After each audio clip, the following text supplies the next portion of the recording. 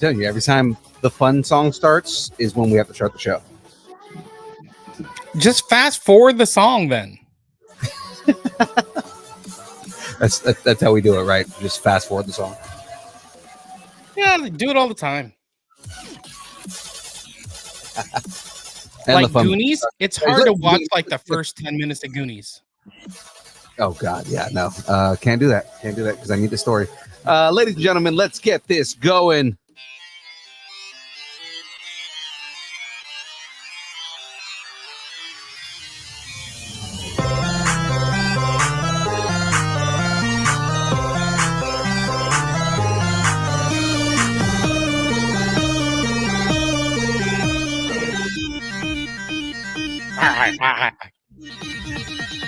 Distance nerding.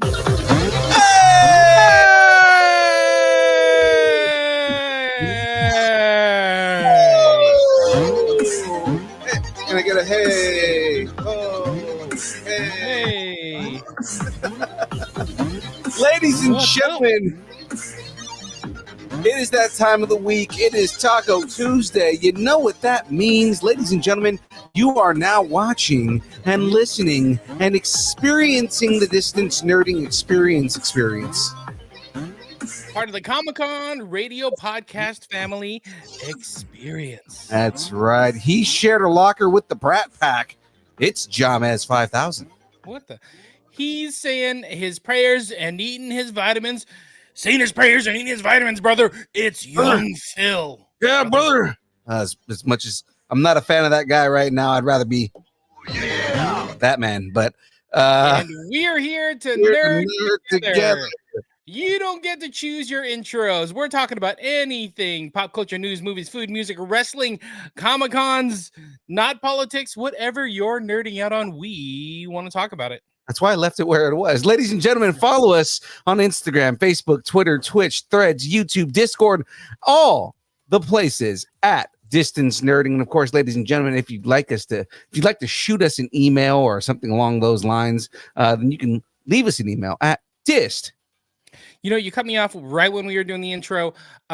Like Goonies, it's hard to watch like the first 10 minutes of Goonies. It's super slow. You know what else is like that? Never Ending Story. We tried to watch it, and like the first 20 minutes are slow AF. And all the kids were like, I'm done. I'm out. I peace out. Like the attention span is no longer there. Thanks to YouTube for ruining it. Thanks to Reels. Thanks for TikTok for ruining my childhood movies. It's nerding at AOL.com, and we will read it on the air. You know what? I can't say that I 100% disagree with you because some of that stuff actually is true. The chat is acknowledging it's been a while since it's just been Jahmez and young Phil. And we are acknowledging. We're the ones. We are the ones.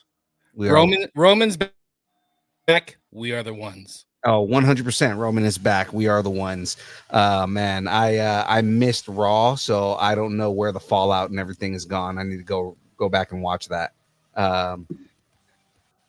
Just because I tried to watch it, and I want to see what happens after SummerSlam because it was a really good SummerSlam. Oh, it was. And SummerSlam was great. By the way, they showed the like a picture. I saw this on Instagram. The picture of all the winners, all the champions from like WrestleMania. Yeah. Like everybody has lost their title except for Cody. Right. It's nuts. I noticed that. I saw I was like, holy cow. Yeah, everybody from WrestleMania lost their titles. And that's the thing is I've been wanting this. I don't want these long overdrawn championships, you know, like as fun as it was to see how long is Gunther going to have the title for, which now Gunther has another title, but I mean, like, you know, it's like I don't need these overdrawn long title reigns. I would rather see the titles change hands more often. I liked it back in the day when titles changed hands during Raw. Right. You know? Or you know what else we don't need? We don't need long drawn out intros like this. You think we're the Ring Genial? General. Well, ladies and gentlemen, since James is moving me on right now, You have now stumbled onto the best or probably worst kept secret on the internet. Ladies and gentlemen, you are now watching our favorite show, The Download.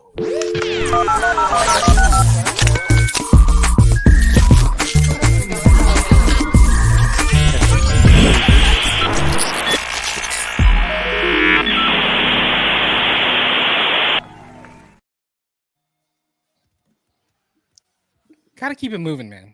Yeah, you know, no, you can't get I'm stale. fine with that. Gotta keep I'm it moving okay. forward.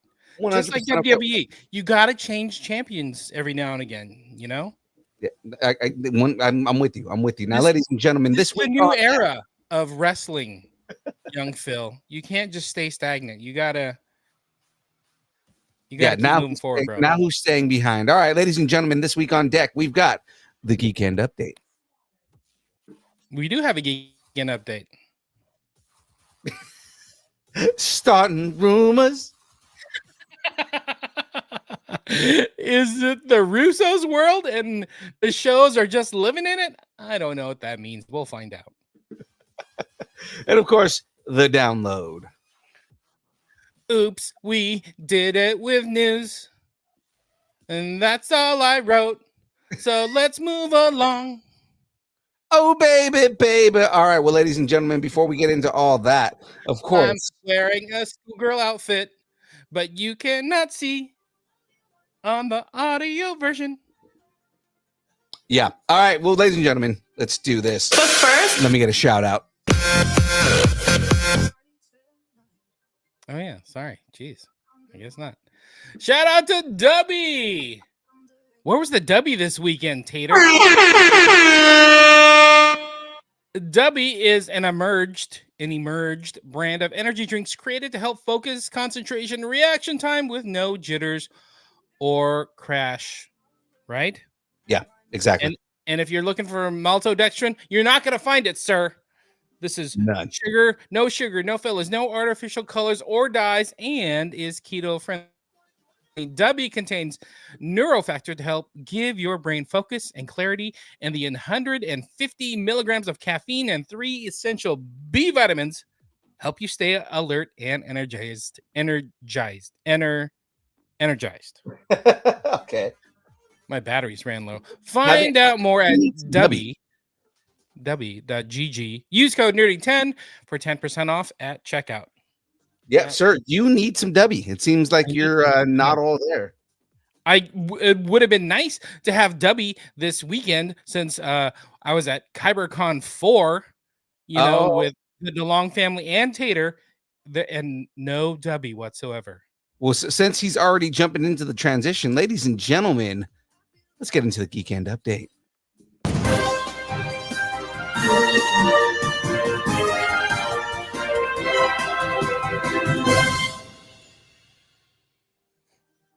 Distance Nerding is on Comic-Con Radio. Look for Distance Nerding podcast in this episode and our second show. Oh my gosh, our second show is a comic conversation each week on comiccon-radio.com/podcasts. Go check it out. Go check out a bunch of stuff. There's a bunch of stuff coming. Speaking of comic conversation, Philippe has been hard at work, burning the midnight oil, getting these shows out. So Comic-Con Radio has not got them up on the site yet, but if you want more comic conversations, we have them now on our Distance Nerding feed, so you can go check those out. I think you loaded like 11 or 12. Oh my God, man. So far we were on episode 19. I think I'm up to episode 36. The amount of episodes I've been putting in, I've been doing overdrive, and it's mostly just because we've been behind. I felt like I've been disrespecting our guests by not having those episodes up. So I've been pushing them out. We're finally in 2024 as of Friday. So as of right now, this Friday, as of right now, guys, look out every morning for this, at least this week, possibly next week, 2 episodes of Comic Conversation at 5 a.m, dropping at 5 a.m. at like clockwork. And you guys are able to go and check out those episodes, listen to those interviews. They're fairly short. They're commute-worthy episodes of Comic Conversation. Yep. And that's just so we can get caught up, guys, so we can start getting into these new episodes, because we've got some new interviews that I want up ASAP. And if you haven't heard them, the Comic Conversations came out from like, hey, we're hosting these Comic-Cons in Oregon and Nevada and Idaho and California, but like, it's great to have these amazing interviews. And Philippe's like, well, let's record them. And then we started recording them, and now we're like, well, let's do something with them. So he's been putting them up on the podcast. They're great. You know, even LA Comic-Con, we have some from LA Comic-Con in there. So make sure you go check out Comic Conversations. All the brand new ones are the Distance Nerding podcast. So make sure you check out Apple or Spotify or whatever podcast platform you use. Go check out all the new ones there. 25, 30 of them are up there right now, and we'll go from there. Yay? Yeet? Yeet! We the ones. Right, Esteban? Yeet. Yeet. We got a guest in the house. I like this. This is making me happy. Hi. Though I do not like the amount of beard that I'm lacking. Why are you doing this, young Phil? Now there's two young Phils. That's too much young Phil. Too much young Phil for this show. Much beard. Too much arms for this. So just relax. Esteban from the Comix Podcast. Welcome, yes, sir. Hello. How are you? We're good. Is this the first time you've been on? No, I think this is the second time I've been on. Ash has been a frequent flyer more than myself. Yeah, Ash came over one week and didn't leave for like a month. He was like living on our couches. Honestly, we were 100% okay with. I was okay. Totally okay. I thought for a minute he was going to start becoming a new co-host, man. I was like, fuck, let's do this. I know. Might as well, right? Yeah. But it was fun. It was good. But I'm glad you're here. So shout out. So Comics, when does Comix Podcast record? Comix Podcast, we end up recording every Thursday. We are live. We are live on Twitch, Instagram, our Facebook kind of got messed up, so I had to restart the whole Facebook thing again. So I guess we're on we're in Facebook jail right now because we can't go live on Facebook yet. Talking politics, bro. I guess, man. But I ended up I was able to tweak it a little bit, so now I got us live on TikTok now. So it's a lot. She was a lot, dude. Yeah, getting live on TikTok is like it's because like you have to have a certain amount of views to do that, right? You have to have at least 1,000 followers in order to get live on TikTok. And then what they're doing is they push what they call the TikTok Studio. You have to download their program onto your computer in order for you to stream, like how we're doing off of right now. You know what I mean? Gotcha. But in order to do that, they have it primarily focused towards gamers when they're like doing their Twitch feeds and stuff like that. So it's real hard to kind of do it with like with a podcast, because like last week when I did it on TikTok, you kind of saw like the behind the scenes of StreamYard while I was live. In order to do it like full on, like full screen or whatever, we had to go ahead and we had to download it on a different computer and then just have it play off of that. So it's like I'm kind of like going back and forth on like two different computers. God, that just sounds like a lot of work. It is. It is. That's why I prefer the behind the scenes thing, which is kind of cool. I mean, to me, this is just me. It makes it seem like everybody that's watching live is like, oh, like we're in like behind the scenes and stuff like that, you know? Gotcha. That's cool. All right, Thursdays. So ignore Young Phil on Thursday. Yeah. They're usually on after us. No, they're usually on after us. Guys. Yeah. we're like the later show, you know, where it's the TVMA show, you know, when we jump on. We go live around 9:00 at night Pacific Standard. So when the kids go to sleep. When the kids go to bed, yeah, that's when we go live. That's it. So when the kids go to bed, Comix comes out to play. You're the Skinamax of our nerd community. We are. Hey, that's a good one. Every now and again, like, you know, I decided to get dressed up for you guys. I got a t-shirt on for you guys, so you know. Whoa, hey! You don't have the guns out right now. I don't. See, I got sleeves on this time. last time I flexed and the sleeves just melted off. So there you go. There you go. I was on the Comix Podcast like a week or two ago, and none of us had sleeves. It was awesome. It was perfect, and it was very freeing. And we were talking Star Wars, and yeah, it was awesome. Should I go see this the next time I'm on Comix? Absolutely. Just go shirtless right now. Don't tease us. I'll play this right now. No. Do it. Not happening. Where were we? Oh yeah, comic conversations are releasing every day, like 2 a day, for a while now. So make sure you jump on board the Distance Nerding Comic Conversations feed and go get it. So make sure you download on the podcast platform of your choice. But I don't know what y'all did this weekend. I know what I was doing this past weekend. I was at KyberCon 4. Move along. Yeah. At all. Hold on. Hello there. I'm not going to move along. I'm moving along. I'm staying right here. I was like all funked up in Vacaville, California, for our buddies over at Kyber Cave. It was their 4-year anniversary. Shout out to Kyber Cave and Van and everybody. So they had their 4-year party, and they brought in some actors from Star Wars. How awesome was that? Chris Bartlett from like The Mandalorian and the newer shows, and then David Gonzalez, who is in Return of the Jedi. Oh, nice. Super cool. It was a nice balance of like old and new Star Wars. So I was super excited. And they're both super nice. Super nice. We had a great old time. All Funked Up is a great store. Like they have a ton of Funko Pops, but then they had a ton of other memorabilia too, and Hot Wheels, and then inside All Funked Up is also Kyber Cave. So all like the back third of the store is the lightsabers or sabers. And so they had all the sabers on display. And so it was real cool. They were in cases and on display, and people were banging them, running into each other. You know, I hope Tater got hit a few times while we were there, but we had a good time. There's it was a pretty good turnout. It was a steady flow. It was like one of those 100-degree days where we didn't know if people were going to come out, but people came out. So shout out to everybody who came out and supported Kyber Cave. It was awesome. Well, shout out to the DeLongs. They host the DeLongs hosted the cosplay contest. So it was cool that, everybody got prizes. It was great. Nice. It was good. Sorry, what were you going to say? Well, when you start banging lightsabers, that usually brings everybody out. So, yeah, exactly. When you have sword fights.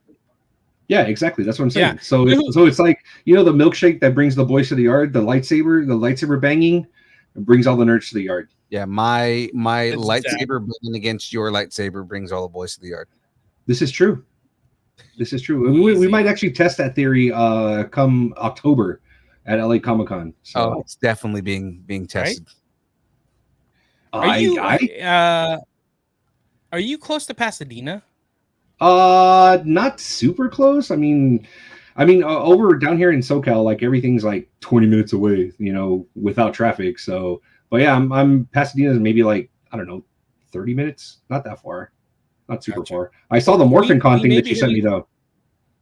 Yay. That's what I'm saying. Good segue. We may be down there for that. So let's talk about that. So that's August 23rd through the 25th in Pasadena. And I think we're working it out. I think maybe Sunday we're going to have a panel. We don't know what exactly the topic may be that we're allowed to say right now, but we're looking at a panel for Sunday. Right.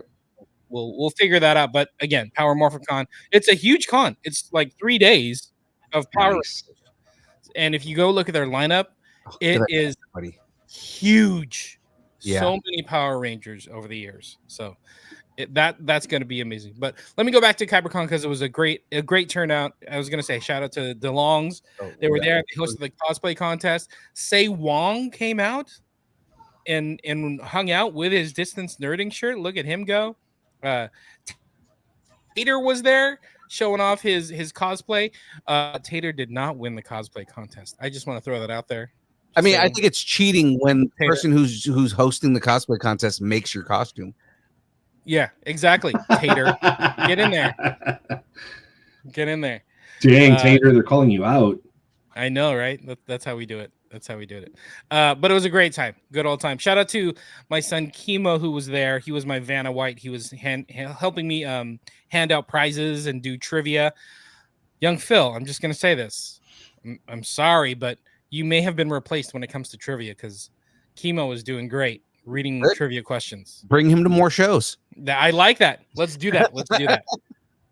And cheap labor. You know what I mean? You don't got to pay kids. Just buy him pizza. Yeah, exactly. Buy him pizza and he'll like build us Nikes on the side. It'll be fine. It'll be fine. There you go. I got to bring my kids now. Jeez. This is a very deep meta joke for the fact that your son is Filipino, man. So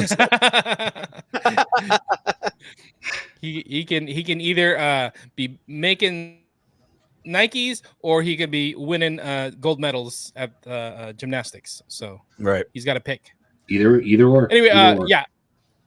Power Morphin Con, August 23rd through the 25th. Kaboom Con, is right around the corner as well. Oh my gosh, I just looked at this. Did you see that image I posted in our chat, Young Phil? That we have like 6 more cons. Oh my god, I didn't realize we had that many shows left. Yeah, there's like 6 more cons left of our con season. So anyway, Kaboom Con is right around the corner. Northern Nevada, September 7th. Carson City will be there hanging out with the Iriarte crew. I think we'll be doing some interviews as well with them. I know there's some stuff they're going to be announcing at Kaboom Con. So that's going to be fun. Tons of artists, tons of vendors. I don't think Carson City has a ton of cons, so this may be the big one for them to come out and kind of celebrate fandoms. Nice. Yay. It's gonna be good, and we're gonna be hosting a couple of the panels there as well. Yeah, there we go.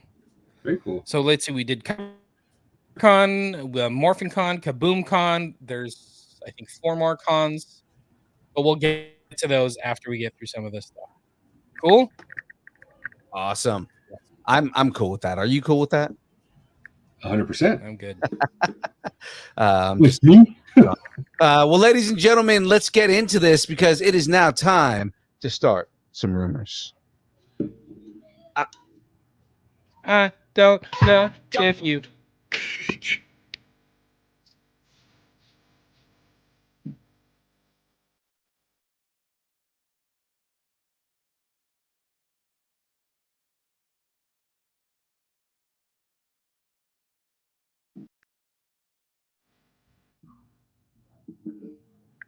All right. All right news. Well, maybe not all right news. Taylor Sheridan is prepping for his Yellowstone spinoff series, which was previously announced at Yellowstone 2024. Does Yellowstone have a con? Yellowstone 2024? This is the project 2024. It was as Yellowstone 2024. Oh, gotcha. This is the project that would have set after the events of the Yellowstone flagship show, which is ending with season 5. The project is currently going by the new title, The Madison, and producers are in negotiations with Michelle Pfeiffer and Kurt Russell and Suit star Patrick J. Adams to star in the series. This is an interesting spot. Matthew McConaughey was supposed to star in the series. The spinoff is scheduled to begin production later this month in Montana, New York, and Texas. But now that they're adding Kurt Russell and Michelle Pfeiffer, nobody's talking about Matthew McConaughey, so he may be on the out. They may have switched gears, so to speak, when it comes to Yellowstone. But I mean, all right. When you think westerns, you think Kurt Russell now. Come on. Yeah, that's true. Kurt Russell's. I mean, he's making a resurgence, and he's definitely on that end of kind of like expectation. That's who you want to be in that kind of thing. When I think of Kurt Russell, I think of Living Planets. That's what I think about. No, not for me, dude. It's Tombstone. I got Tombstone always whenever I think of Kurt Russell. As much as I want to say I think of Ego, it's 100% I do think of him as Wyatt Earp. Man. Always thinking about your ego. Always thinking about your ego. Okay. Tacos yours. on the table. Is McConaughey out and Pfeiffer and Russell in? What do you think? I think it is. I think that I think there's a possibility you could have all of them. I mean, that would balloon the budget if you have like 3 A-listers in a TV show, right? But I mean, at least Kurt Russell, Michelle Pfeiffer. Kurt Russell makes sense. Michelle Pfeiffer could do a good female, not necessarily lead, but like she would be a good supporting character. And she plays really good supporting characters. So I mean, like, you know, she's compelling to begin with. If you have Matthew McConaughey and Kurt Russell on the show together, then that's I think the internet would implode. I can see that happening. Yeah. Yeah. Yeah, my tacos are on the table. I don't think we're gonna get Matthew McConaughey in this one. McConaughey. I think, well, because I could have sworn that they said that Costner's out for the last like 2 or 3 episodes of, because I don't think did they finish filming those? I don't know if they finished filming those. He's back in. Oh, he's back in. Okay. Yeah. So they worked something out, and he came back for the final part of the season. So he I know that this is his last season, and he's not coming back after this. Well, I think season 5 is supposed to be it. It's supposed to be done after this. Right. So I'm thinking that this spinoff, I mean, Kurt Russell, like you said, young Phil, he's making a resurgence, you know, when he did the Apple TV show with his son, the Monarch, you know, so he's coming back. He's coming back. So yeah. Yeah. Oh my God. Him and Wyatt Russell in Monarch was awesome. Perfect. Yeah. Like that is perfect casting for like a younger version and an older version. Right. It's perfect. Because it's 100% like, oh yeah, he looks like his dad. Like, yeah, and then another one like that is Jack Quaid and Dennis Quaid. Yes. Like if you look at both of them, like at that same age, it's fucking twins, dude. Yeah. And Jack Quaid's another one that's killing it right now. So yeah, he's all about the nepotism that he's got going on. He don't care. Well, because he said in an interview, and this is tangenting, but he said it in an interview that he understands that he got roles based on his name, but he's setting his own way. He doesn't act like his dad does. He doesn't do, you know, so nepotism's involved as far as his name and getting him roles, but his acting that is continuing to get him work, not his dad's name. Absolutely. And this is the thing that like kind of like grinds my gears about the whole nepotism topic is it's like, if you were a director or you're this big time actor, why wouldn't you want your friends in the movie? Yeah. I mean, it's just like, especially growing up as kids, you're seeing these big A-listers and you have a chance to go ahead and be a producer or a director. Why not have your friends in there? Right. Like it's a no-brainer. Exactly. Mm-hmm. I like it. All right, let's keep it going. In rolling out news. Roll out. According to a new report, the director of Paramount's Transformers and G.I. Joe crossover film, Steve Campbell Jr., has quit and walked away from the project. Oh my goodness. What? I know. Campbell Jr. and producer Lorenzo Di Bonaventure got into a heated argument, and during the argument, the producer allegedly made racially tinged comments. Well done, Lorenzo. The report says, I'm told by multiple sources it's because he got into a heated argument with producer Lorenzo Di Bonaventure and walked away. He added, I'm not going to get into the specifics of what I heard, but suffice to say, I am told that some of Di Bonaventure's comments were interpreted as racially tinged, and that the old school producer suggested Campbell. Why am I having trouble with the word? Should be more grateful for the opportunity to direct the big budget crossover movie, which is slated to star Chris Hemsworth. Interesting. I don't know. That's old school Hollywood coming back. What? No, it's are they talking about the animated one, or is this like a live action? And Hemsworth's isn't it? Hemsworth was gonna play Optimus Prime because Hemsworth has been he's been voicing Prime in a lot of the new stuff lately. Where the hell have I been? I blame Ash for this. He's the one that should be sending us notes. I blame him. Yeah, so Hemsworth is playing Optimus, or Orion Pax, I should say, in Transformer. Is it Transformers 1? Is that what they're calling it? Yeah, Transformers. I think that's the new one, like the origin story. So the whole idea is that Hemsworth is going to kind of take the mantle for Peter Cullen and do Optimus Prime moving forward. So talk is on the table. Do we think Bonaventure should be removed from the project? Because he's been a long time Transformers producer guy. Like everything that's come out, he's been attached to. So what do you guys think?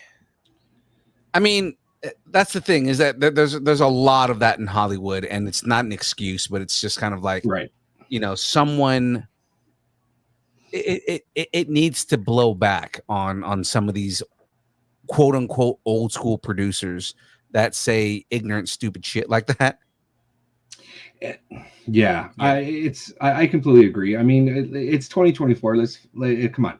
This type of bullshit needs to stop. It really does. Yeah, and it's like when you get a black director to come in and do, you know, an entire is getting ready to do a movie that is a massive fan of the franchise and is ready to do something that is big, and your whole thing is be grateful we're giving you the opportunity. Like, no, man, no, that shit is out of here, man. Like that's out. Like that's garbage. It's a garbage approach to doing things like in the business.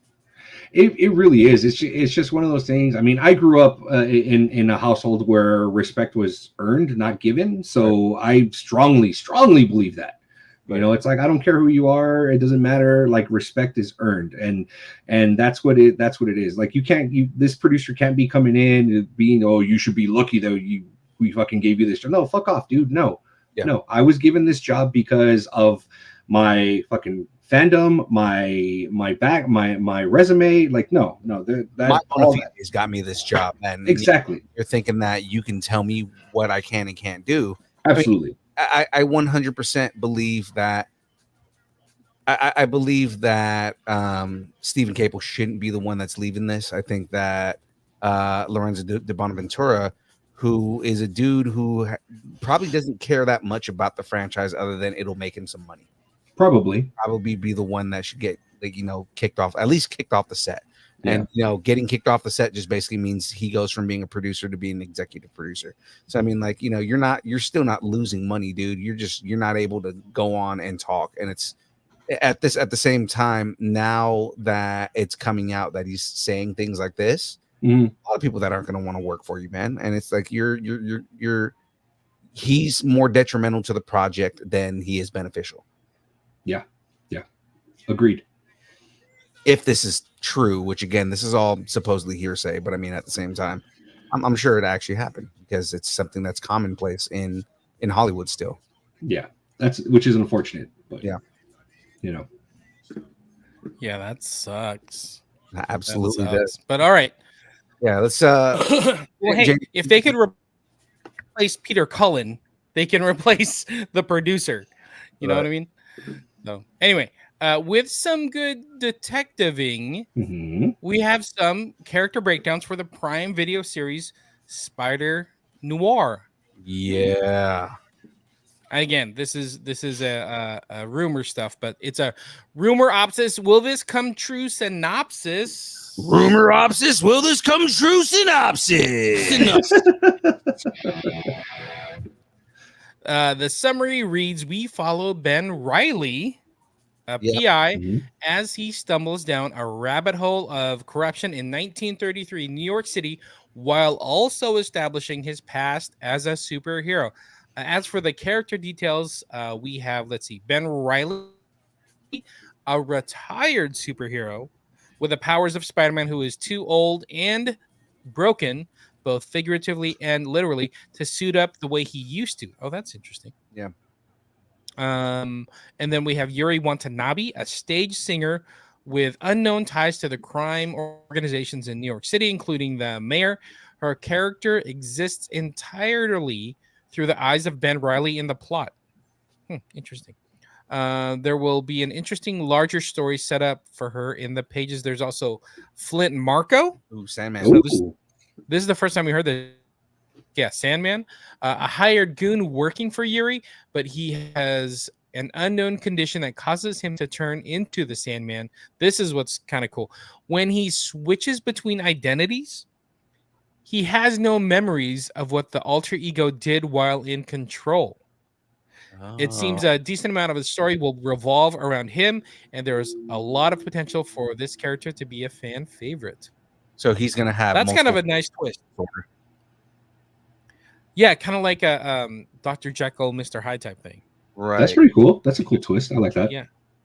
Take that. And then we talked about this before, but Silvermane, an aging crime boss whose plans to retire are thrown out the window after his mansion is burned down. It appears that he will be one of the other major antagonists on the series. Tacos on the table. How is Spider Noir shaping up for you? It's getting more and more interesting. And one of the things that I'm excited about on this is because as eccentric as Nick Cage is, the dude is a massive nerd and he understands Spider-Man pretty deeply and in depth. So, you know, I'm sure if they're going Ben Reilly and not Peter Parker, that, you know, they're doing something that is true to the comics, hopefully, that someone like him would sign off on, because he's really big about comic book accuracy. So again, if they're going to be doing Ben Reilly, who is a clone of Spider-Man, then, you know, they're probably going to have a justified reason for that character. So I'm interested in seeing more about this. Now, I love that the main villains are going to be Silvermane and Sandman, and that you're getting this kind of twist on Sandman, and then at the same time you have this kind of, you know, this different take on Silvermane. I'm interested in seeing it all. Yeah, it's very intriguing. I'm not the type of guy that's like, I love the fact that they're sticking to somewhat comic book accuracy and whatnot, but I'm not like opposed to them changing a few things here and there, like for Sandman, giving him the amnesia and stuff like that when he switches alter egos and stuff like that. That doesn't bother me. Like, I know that sometimes for some people it'll bother them, and it's just like, why are you changing them, or like, why are you switching them from a male character to a female character in the movie or something. To me, that stuff like that does not bother me, as long as the writing's good and the actor understands it and understands what they're trying to do. Go for it, dude. Just like, I loved it. It was awesome. Like in Sandman, when they switched Constantine to Jane Constantine or Joanne Constantine, that was awesome. Yeah, actually, and the thing is that Neil Gaiman specifically, because Neil Gaiman wrote that, specifically said that she is not John Constantine. Yeah, that she is not a gender bend of John Constantine. She is more of a different take and a different character taking that place. He said he likes to think that, you know, at the time he said if they make a season 2, that maybe we'll introduce John Constantine and he'll be like her cousin. See, that's what I'm saying. It's like, as long as the writing and the actor understands where the character is coming from and can portray that on the screen, I'm all for it. I'm not opposed to it. You know what I mean? Like, I love changes like that. Like, yeah, you know, how they're changing the Silver Surfer in the new Fantastic Four from a male to a female Silver Surfer. Yes, did we have a female Silver Surfer in the comic books? Absolutely. Yeah. But to start off, we had a Silver Surfer was a dude, you know? Yeah. I like it when you take a different take, as long as it's something that, like, as long as it's something that could be a what if story, like it's something that, like, you know, it makes sense still in the comics, and you're not just ignoring everything about the character. Like the last iteration of Doctor Doom was ignoring every single aspect of Doctor Doom, right? You know, so it's like this is gonna be live action, Saewong.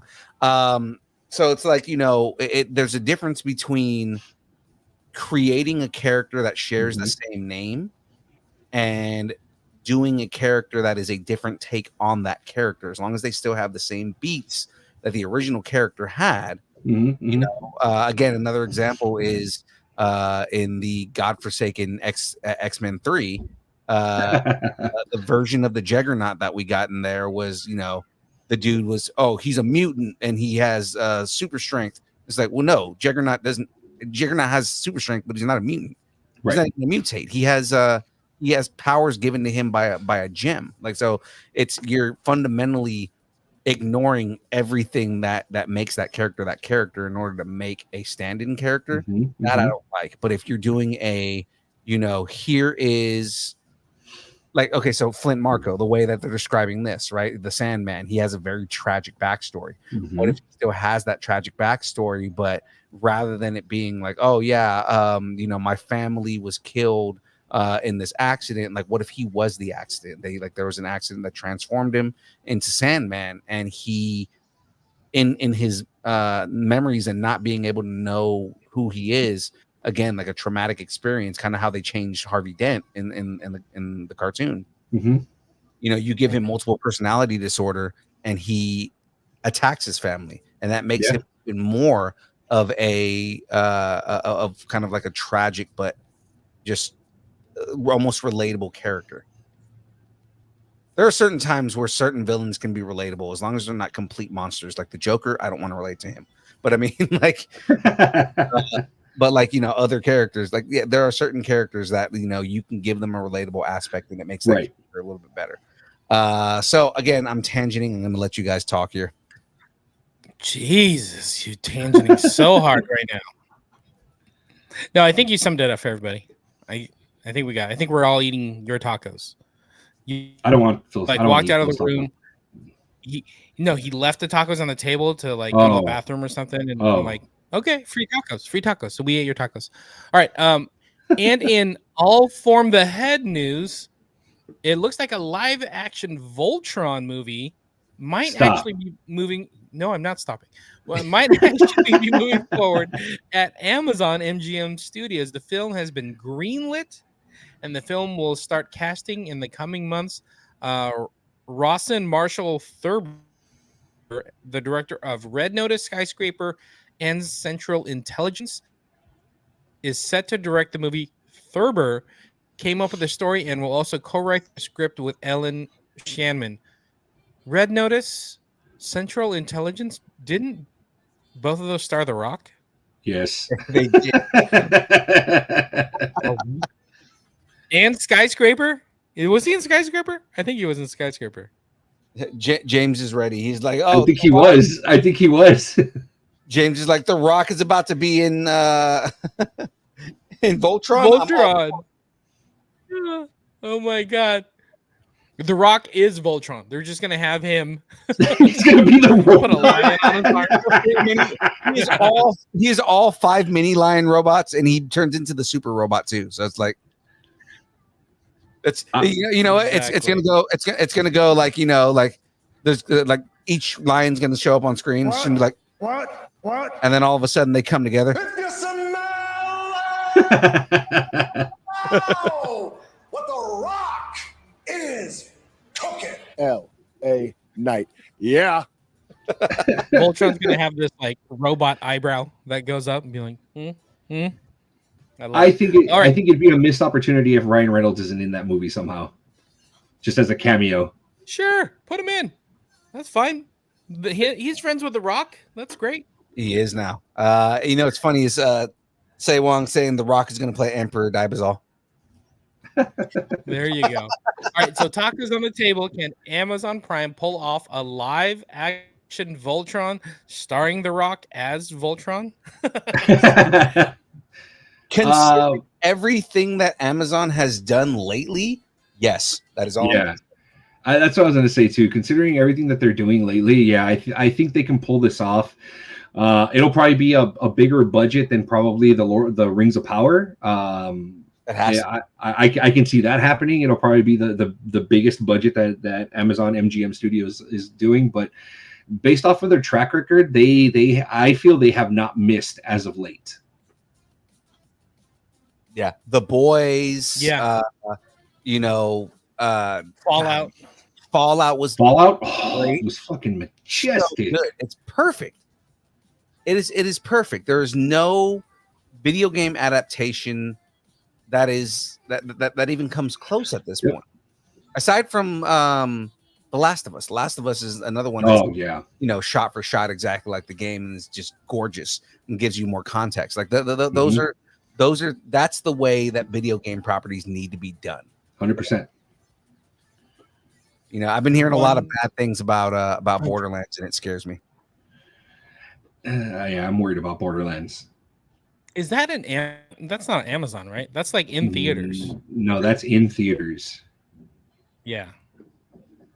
Yeah, I think they should stick to the video game, movie, TV rule. They stick to it as episodes, not a film.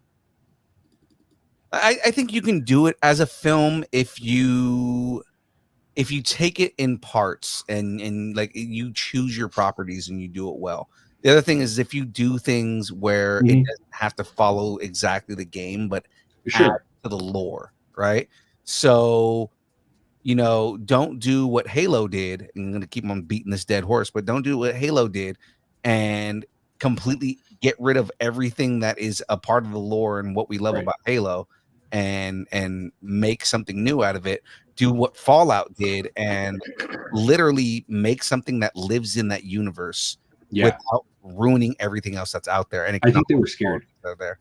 I think Paramount was scared, and I think that's why Halo failed. It's like I know where they were going. I know they were going to the Fall of Reach and stuff like that, but not a lot of people know the Fall of Reach. You know, like hardcore fans, yes, they know the Fall of Reach. You know, but to the casual fan, the casual gamer that played Halo and stuff like that, they're not going to know that.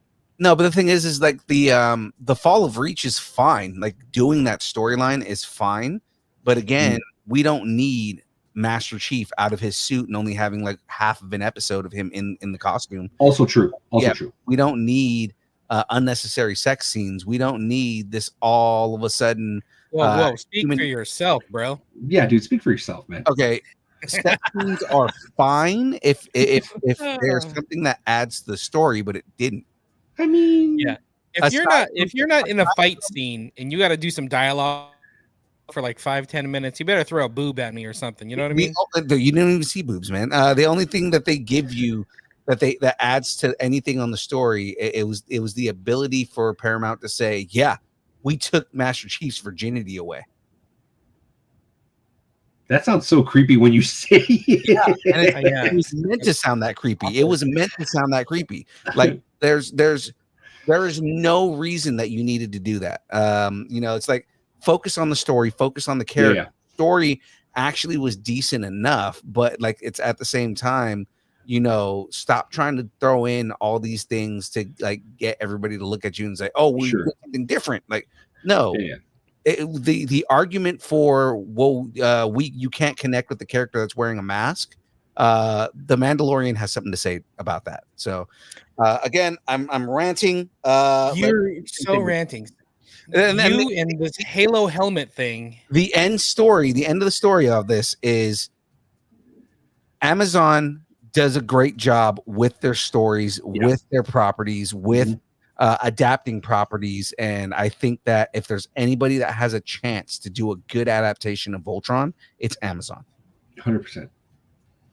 Awesome. Now answer Saewong's question that's posted here. Well, what did he say? Will Voltron will be the original anime or the Netflix cartoon? The rumors that follow. Right. The rumors that I've read is it's supposed to follow the original anime. Fantastic. Of course.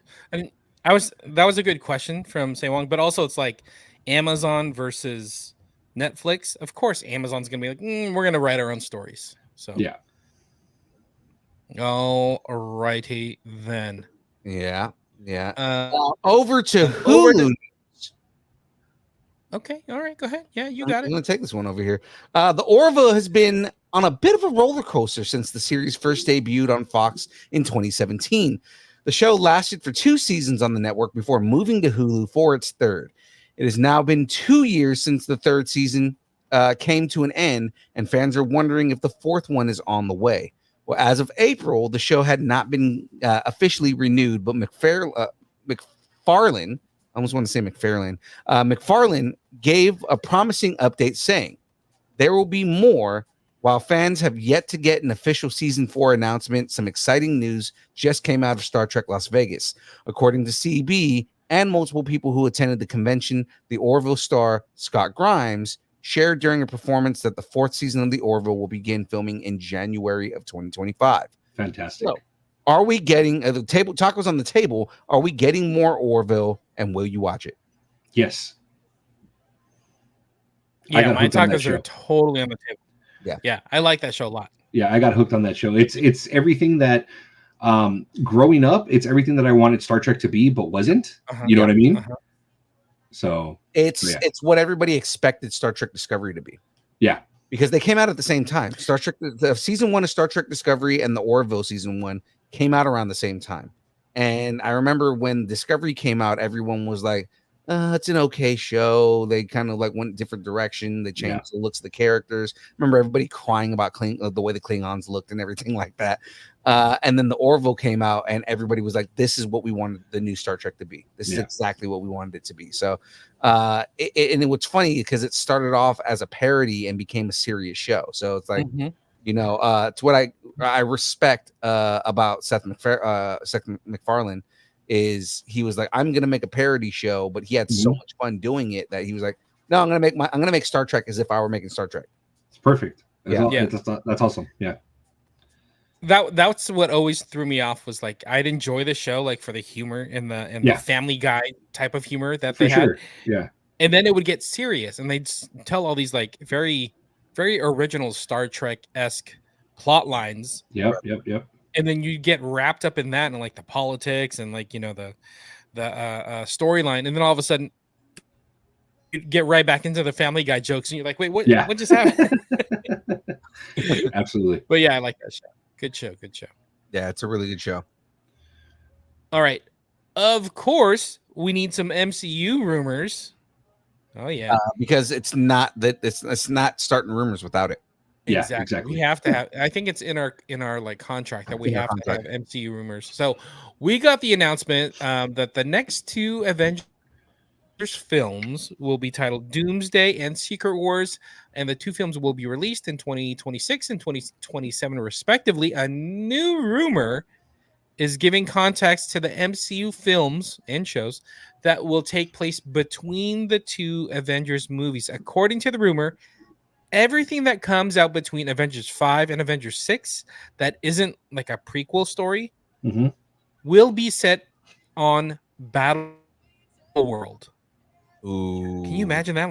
Like 3 or 4 movies and maybe a show or something set on Battle World. So like if Spider-Man 4 is Battle World, it would make for a very interesting story having like multiple Spider-Men fighting each other on Battle World or something. And that would make sense because I forgot her name, the executive over at Sony.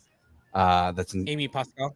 Amy Pascal was really making a big deal about wanting to make another Spider-Man movie and bringing back all the Spider-Man actors again. And that makes sense that if the storyline they're going with is Battle World, it's like, okay, I can see why they want to do why Amy Pascal wants to do that, Yeah. I think it'd be kind of interesting to have the whole phase kind of within this I don't know, within Battle World or within that kind of scene, that'd be kind of interesting than just having Battle World being like part of, Avengers 5 and then, pretty much the rest of Avengers 6, but having a bunch of stories within Battle World would be kind of cool. Yeah, I agree. That would be pretty cool. I'm in for it. So make it happen. Make it happen, Kevin Feige. All right. So we got one last rumor here. And in Show Me the Money news. Show me the money! Old reference. The opening ceremonies of the 2024 Olympic Games in Paris made a big splash with many performances that both impressed the masses and made people talk. And if the rumors are true, the closing ceremonies will be just as momentous. According to a report from TMZ, actor Tom Cruise is going to pull off a spectacle stunt in handing off the flag from Paris to LA, who will host the 2028 Summer Olympics. That's kind of interesting. The plan for the upcoming closing ceremony involves Tom rappelling down from the top of the, what is it? Stade de France. Stade de France, landing on the stadium field and carrying the official Olympic flag. Okay. All right, Tom. Okay, get in there. The TV broadcast will then cut to a previously recorded film, and the first 2 minutes shows Tom's journey on an airplane flying with the Olympic flag from France to Los Angeles, where he skydives down to the Hollywood sign. We're told the film will then show Tom passing the flag to the Olympians, including a cyclist, skateboarder, and volleyball player, as they make their way around the next host city for the Summer Games. Sounds kind of crazy. Sounds like a Mission Impossible, but is Tacos on the Table, is the Olympics mission possible for Tom Cruise? Pun? Yes, Cat joke? absolutely. I 100% think that this is true, and it's mostly because they said that he's already filmed the skydiving stunt going to the Hollywood sign. Yeah, I totally think it's going to happen. I mean, like, all these eyeballs on the Olympics. Yeah. Of course, Tom Cruise is going to be like, how do I get in this? Put me in this. Yeah, absolutely. Do I need to run a 1,500 meter, a race? I don't know. I need to be in this. So, yeah, I think he's in. Yeah, I think it's happening. And plus, in 4 years, they're going to be here in LA. So, it's going to be good luck Hollywood. Getting anywhere around that time. I mean, look how good Snoop is doing with the Olympics. Whoever thought Snoop would be a star of the Olympics? Bring your green hat, Snoop. It's funny. I saw a meme today, not to get into politics, but I saw a meme today, and it was about how 4 years ago there was that runner that got kicked out of the Olympics because they said, because she was smoking pot, so they kicked her out of the Olympics. And then 4 years later, Snoop is at the Olympics and he's walking around with a giant blunt. And it's like, the dude is like, known for smoking. And it's funny how, like, 4 years ago, people were complaining about, well, she should get kicked out. She's smoking. But the same people are going, oh, I like Snoop Dogg at the Olympics. It's fun. It's a bit of a catch-22 if I don't say so myself. Yep. Definitely. I'm okay with Snoop being in the Olympics. No, I'm 100% okay with Snoop being in the Olympics. I'm calling out the hypocrisy. Yeah. But yeah, that is it for rumors, guys. Do we have any other comments before we jump into the download? Nope. No, I think I was just going to say, I mean, that's a nice transition from Paris to LA/Hollywood, and kind of, we need like a spectacle like this. We haven't seen big spectacles of things since the pandemic happened. We need big crazy things like this to happen and get us back on track. I'm down. Yeah. Do it, Tom Cruise. Jump out of a plane. I'm fine with it. Good. Oh no, wait. I was gonna do Arnold Schwarzenegger, but I got this. Do it. Come on, do it now. All right, well, ladies and gentlemen, let's jump into the download because it is now time for the download.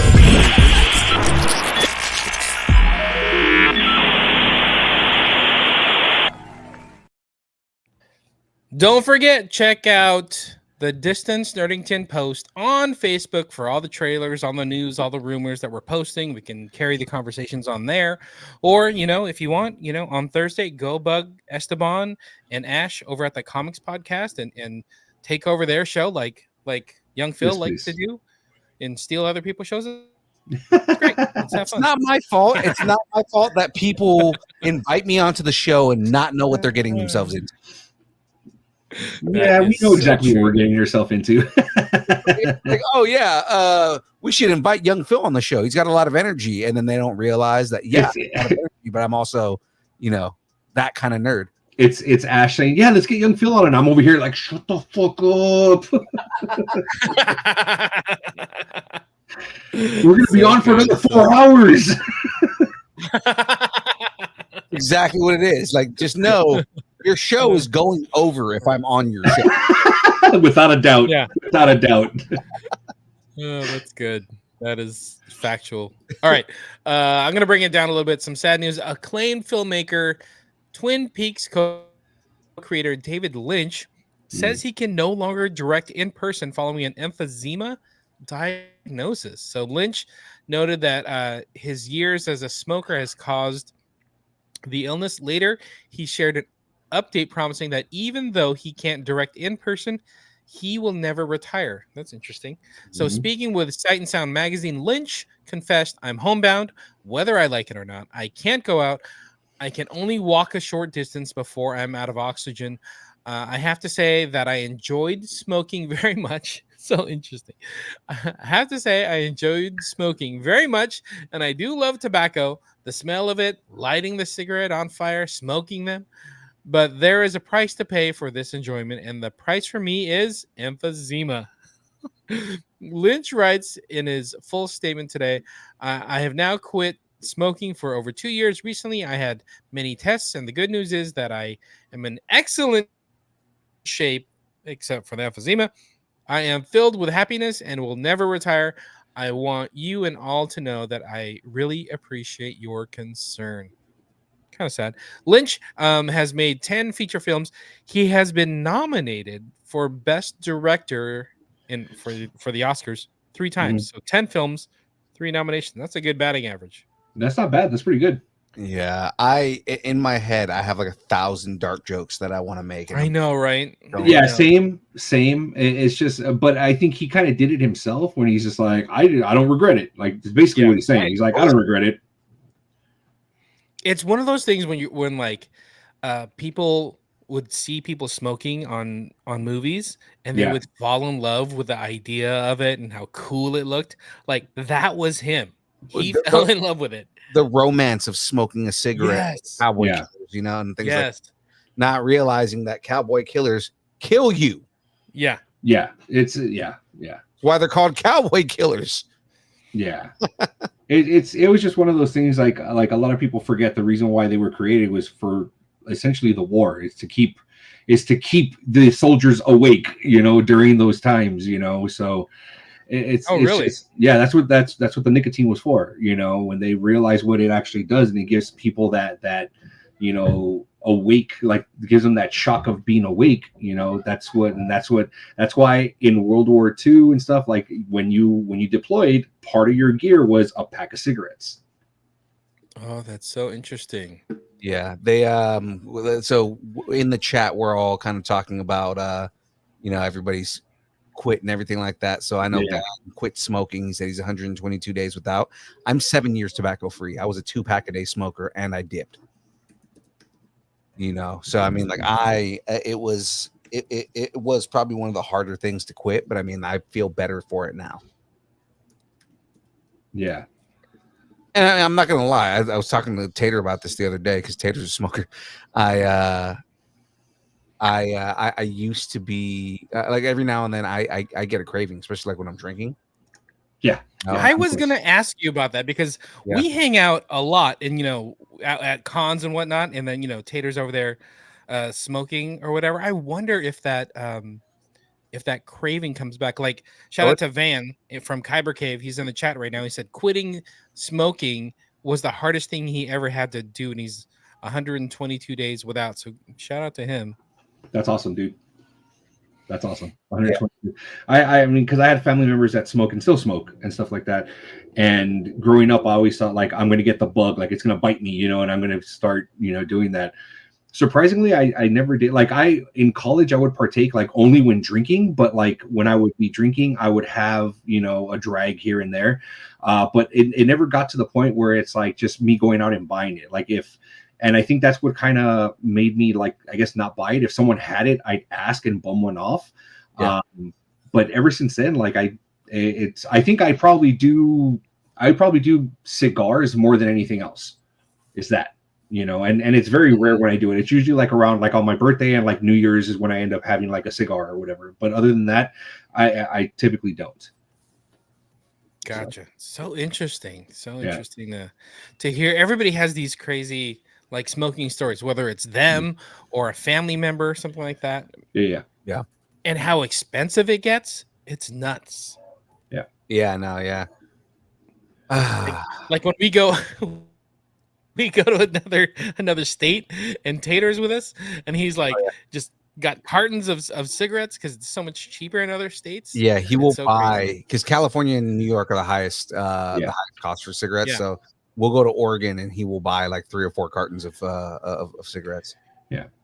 It makes me think like, do I need to bring some like gas tanks because gas is expensive in California? Do you really want to be driving around with that stuff in the back of the car, man? With the cigarettes, you know? Exactly. Come We'll on. figure it out. Right. All right, We'll gents. figure it out. Yeah, I was gonna say, Esteban, I'm gonna put you on the screen real quick, man. Give everybody your pluggables, man. Anything that you want to plug right now? Any shows you guys are doing? Any if you guys are gonna be doing comics, just all that stuff. Let everybody know where they can find all things Comix Podcast. Yeah, what's up, everybody? So yes, we do record every Thursdays, and we are live on pretty much all of our socials. So you guys can check us out there. We are a little bit later, like we talked about, so we're like the Skinamax version of Distance Nerding. So if you guys want to check us out there, follow us. We're at Comix Podcast. We record Thursdays. Ash has his trivia show that he records on Mondays. If you guys are super into trivia, hit us up. I think next week, I believe he just finished The Craft, the movie The Craft. Mm-hmm. So I think the next one is, I want to say Lebowski's the next one. I'm not 100% sure. But hit us up, follow us wherever because we're everywhere, man. And we end up dropping new episodes of the show every week. So if you guys can go ahead and follow us, share us, we greatly appreciate it very, very much. And hopefully we will see you guys at LA Comic-Con in October. Absolutely. 100%, guys. I am going to say that, yes, go and give them a follow, guys. If you listen to us, you will enjoy them. We've been on their show, vice versa. You know, they come and hang out with us. For those of you that love when Ash comes on the show, that's the show that he's a part of. So go and check that out, guys. Yeah. LA Night. Yeah. Yeah. Yeah. All right. Later, guys. All right, we'll see you. Come on. Thank you, sir. Later. Yeah, you got it. Bye. All right, let me jump into the next story. Oops, we did it again. You played with my heart. I'm gonna stop singing. Based on the best-selling memoir by Britney Spears director Jon Chu, Now You See Me Too, In the Heights, Wicked, has signed on to direct the adaptation of The Woman in Me film at Universal. Do we need a Britney Spears biopic? I don't feel like we need one, but I mean, I guarantee you there is a massive fan base that wants this, though. It's interesting. I don't know where those people are. How there's Swifties and they're clamoring for Swifties. Where are all the Britney fans? Where are the Spearsies at? The Spearsies. So the story follows her teenage rise to fame, her career and conservatorship, and her life now after winning her freedom and telling her story. Interesting. Okay, all right, fine. Spears. And that was a synopsis. It's a Spearsopsis. Spears originally signed a $15 million book deal back in 2022, which was one of the biggest book deals of all time, and it went on to become one of the biggest bestsellers of the year, selling 2.5 million copies stateside across hardcover, ebook, and audio formats. Okay, maybe that's where the Spearsies are. They're reading the books. Spearsies are, right? They're all reading The Woman in Me. I know, right? 2.5 million copies. Jesus, is Harry Potter in her book? What is happening? No, that's like a quarter of the population on Earth. That's nuts. So, no casting news has been revealed, but when we get info, we'll hit you, baby, one more time. Hit me, baby, one more time. See what I did there? Because that's one of her songs. Get it? Yeah, I see what you did. We'll hit you, baby. One more time. All right, moving on. Moving on, we're packing in some Brat Pack news. A sequel to the cult classic 1985 Brat Pack drama, St. Elmo's Fire, is in early development, according to one of the film stars, Rob Lowe. Okay, all right. In a recent interview with Entertainment Tonight, Lowe and his son John Owen Lowe talked about their Netflix comedy series Unstable, which I think there's a new season out today. And the actor spoke about the possibility of rebooting St. Elmo's Fire as a Sony film. Lowe said, "We've met with the studio, and I have been talking about doing it for about 4 months now." Oh my gosh, are we ready to reboot the Brat Pack? Well, okay, yeah. I don't know. They're doing it with like everything now. So I mean, I don't see it as being something that is far fetched. You know what I mean? Right. And all these actors and actresses, they're getting up there. This is their time. Like it's either now or never, whether they, I don't know, hand over something to somebody else or just do some kind of reunion. But now is the time to do this. It'll be interesting to see what happens.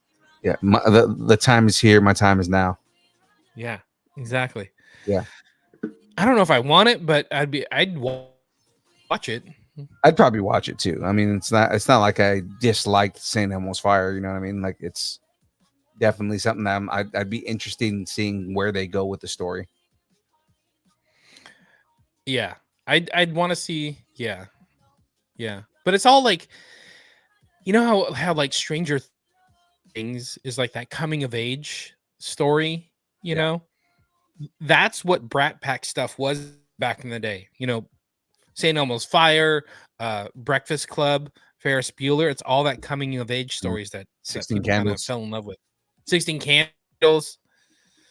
Yeah. You know, those are all the stories that people gravitated to in the, what is that, mid 80s? So yeah, I think it's time to reboot it. Where Gen X is just like, yep, I love it. I want to watch all this stuff. Exactly. Like all those kids are now adults with kids and hopefully have money to spend and want to see this. So Brad, pack it up. I like it. Pack it up. All right. Well, moving on to the next story here. How do you like them apples, brother? So funny. Ben Affleck is said to be in talks to play iconic wrestler Hulk Hogan in an upcoming film project titled Killing Gawker, with Good Will Hunting's Gus Van Sant directing.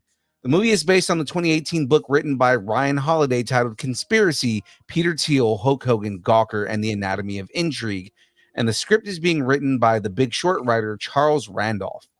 The film will detail Hogan's lawsuit, which was financed by Peter Thiel against Gawker Media, the company that published Hogan's sex tape online. It's also being reported that Matt Damon will be playing Thiel in the film, but there's no official confirmation of any of the casting.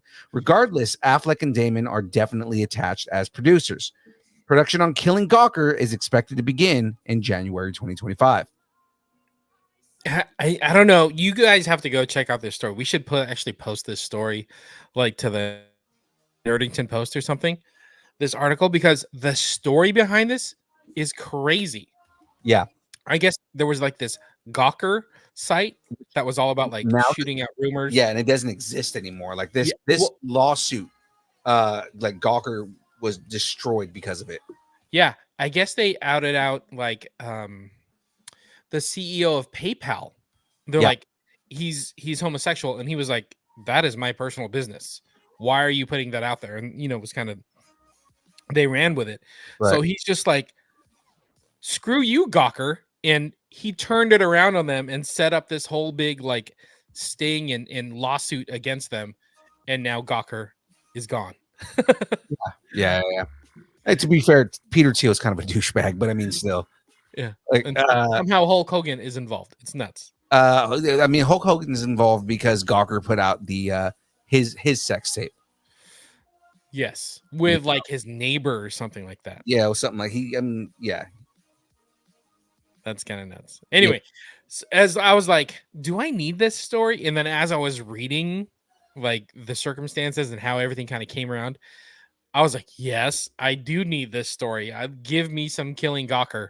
I need this. I need to see this movie. The thing about this is I'm wondering, like, considering who's playing the characters, like Matt Damon playing Peter Thiel and Ben Affleck playing Hulk Hogan, is this going to be a parody? Like, are they making fun of everything, or are they going to take this seriously? Well, what was the Nike movie? The Jordan movie? So like the Nike movie, I understand, because the subject matter of that was fairly serious and was an intriguing story, but like this, the subject matter of this is so cartoonish. Yeah. It's one of those things that like it happened in real life, but it's like just the circumstances around everything was literally a cartoon. And it's like, are they going to be doing a parody with this? Like, why choose to do this story of all stories? I don't know. Hey, man, you know, between Affleck and Damon, they could do whatever they want. They can, you know, Project Greenlight it up on any story they want to tell. Maybe that is a reference that like 90% of everybody here is not going to understand. Right? Project Like maybe Affleck just is like, I need a reason to like bulk up. Like if J-Lo's leaving me, I'm gonna get ripped and throw it back in her face. Brother, say my prayers and take my vitamins. Yeah, but to be fair, this point in Hogan's life, he was a little more flabby and not as ripped as he was when he was rocking the 24-inch pythons. Don't you make fun of Hulk Hogan. Sir. Oh, I will make fun of him all day. We don't talk about politics, just wrestling. I'm just saying. I've made fun of him as a wrestler forever. Oh, he had a good character. He had a good character when he was in the NWO, and I enjoyed watching him when he was in the NWO when he was Hollywood Hogan. But that leg drop, come on, man, that's your finisher. Come on, it's a leg drop. That hurts. The leg drop was never a good finisher. If he had 24-inch pythons, how big were those legs? Come on now. Oh, he skipped leg day. Come on, man. that leg drop over 30 years made him like 3 inches shorter. Oh God. So speaking of Brat Pack, how about Brat Pack in space? Segue. Several new photos have been shared for Lucasfilm's upcoming Star Wars skeleton crew, which comes from Spider-Man trilogy director Jon Watts. The film was pitched to Lucasfilm as Goonies in Star Wars, and it's been explained that while the series stars 4 kids, it is not a kid's story. Yeah, I guess all those coming-of-age stories aren't really kid stories, right? Goonies is kind of a kid story. I mean, I wouldn't kind of. I mean, like it is, but it isn't, you know? Yeah, exactly. So I do have a Star Wars Greedo Goonies Never Say Diopsis unless you're a Jedi youngling sort of synopsis. Star Wars Greedo Goonies Never Say Diopsis unless you're a Jedi youngling sort of synopsis.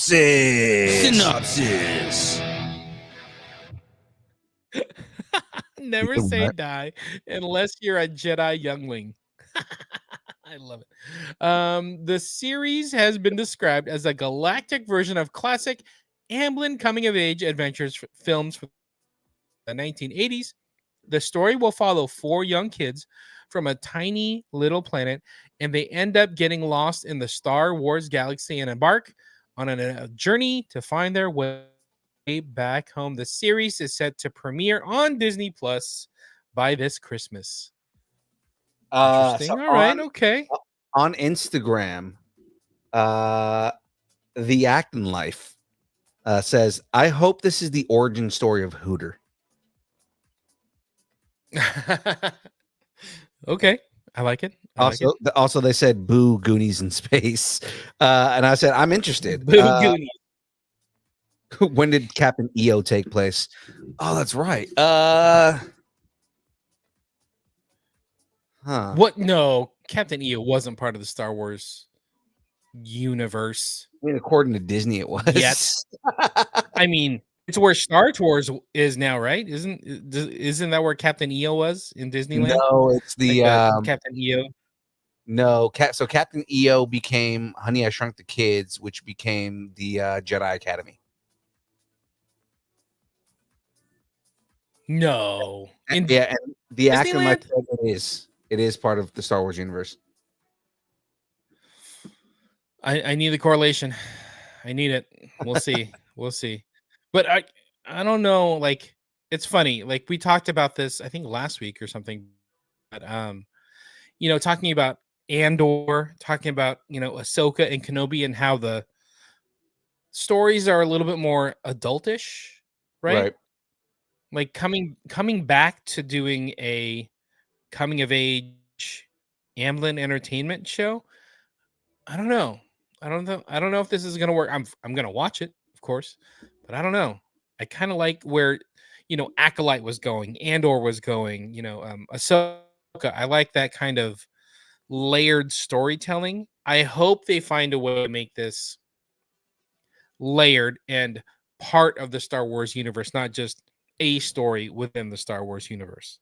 Like it's got to have more impact than just like, hey, there's these 4 random kids. One's going to be an alien because that's how we tell kids stories is we throw a random alien, just like, Young Jedi Adventures. We're going to throw a random alien as a teddy bear. You know what I mean? Right. The Acting Life, by the way, is Mark from 97 to 97 to Now Productions.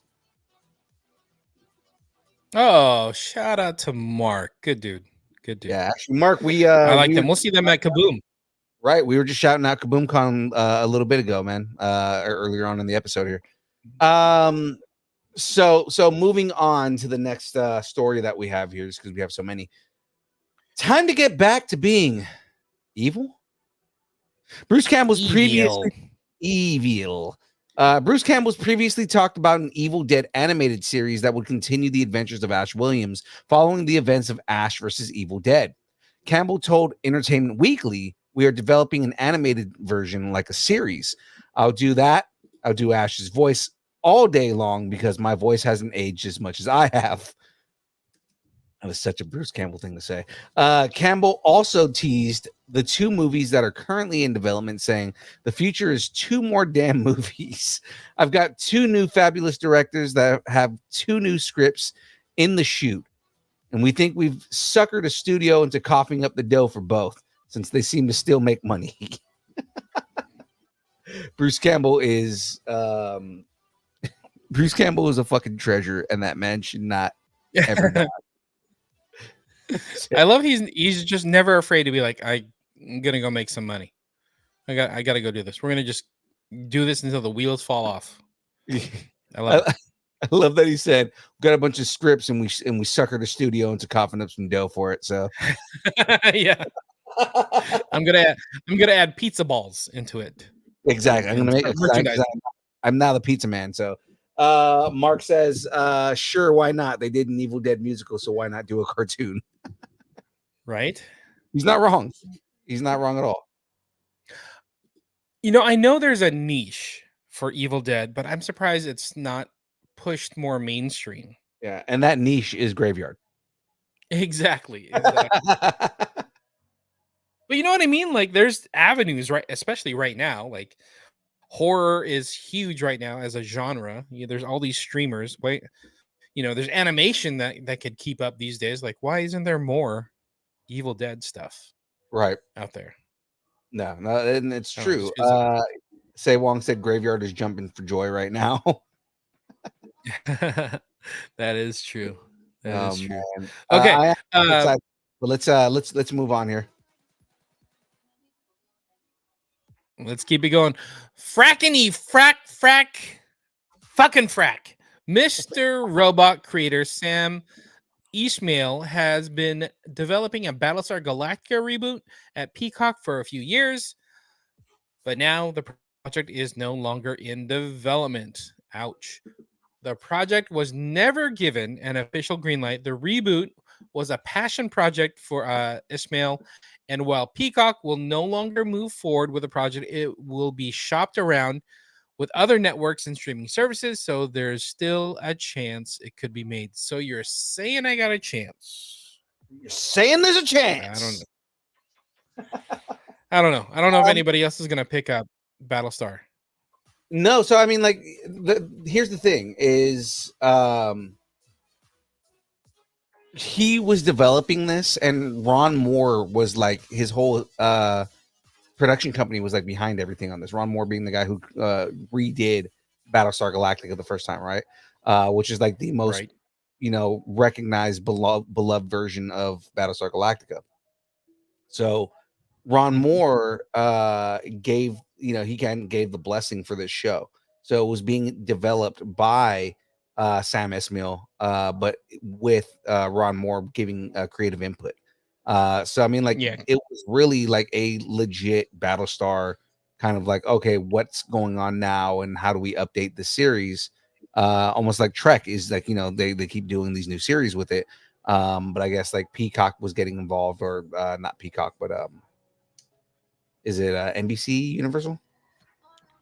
Yeah, that's Peacock. Yeah, NBC kept getting involved in saying like, oh, okay, well, we don't like this, or we don't want to do this, or we should do this. So it's another from everything that I've heard on this, a lot of it has been studio involvement saying that they don't want to do that stuff. So boo.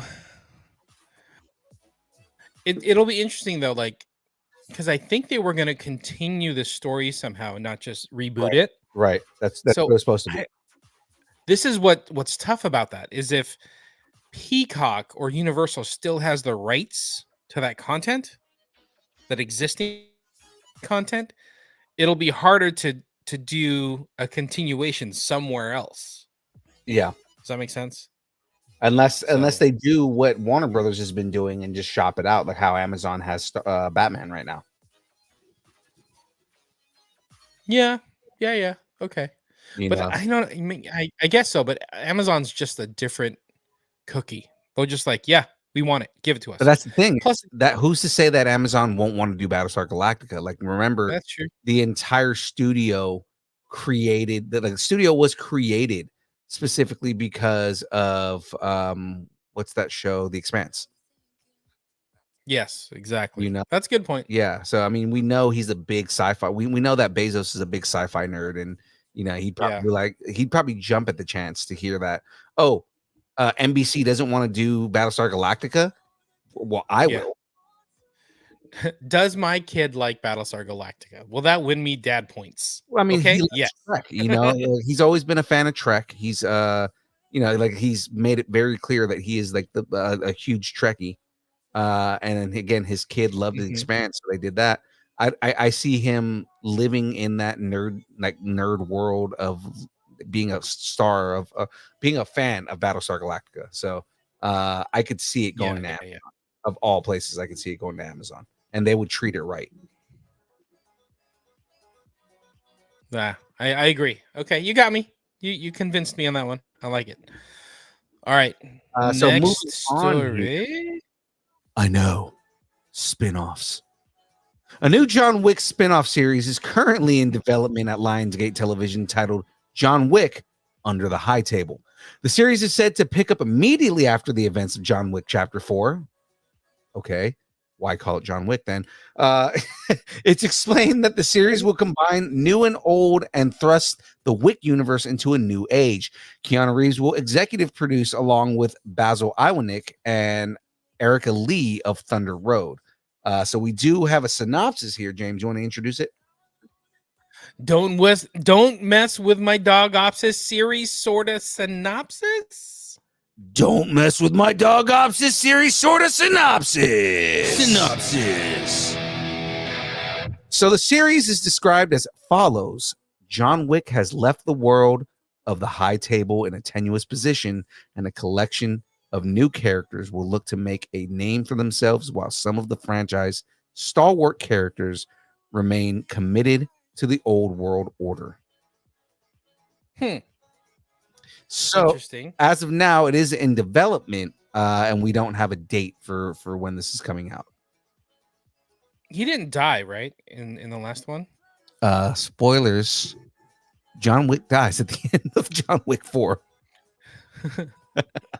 Hey, I forgot what the name of that one movie was, but Chris Hemsworth, like that Netflix movie, That's died true. At the last, at the very end, and then they're like, "Let's announce number 2." What was that called? I have to look it up. Extraction. Extraction. Like all of a sudden, here's Extraction 2 with Hemsworth back. Like, wait, you died. You died in the last one. Yeah. It's going to be interesting to see what they do as far as like keeping that story alive, because if like the world already is fairly sensational, but at the same time it is still very realistic. Mm-hmm. You know, so it's like, okay, well, John died at the end of the fourth movie. How are you guys? Because the whole thing was supposed to be a swan song. So how do you do this in a way where it's still respecting the character? You know what I mean? But I guess Kiana is executive producing, so I mean, it can't be super bad. Yeah, exactly. He's still part of it. It's not like it's a cash grab for other people. He's still in it. You know. Right. All right. Well, moving Okay, on. cool. Moving on, we're talking Karate Kid prequels. We're not talking Happy Days. What if Happy Days and Pat Morita as Al in Happy Days was a prequel to Karate Kid and Cobra Kai? You know what I'm saying? God, Like, technically, it could all work out. I want to spoil the first half of this latest season.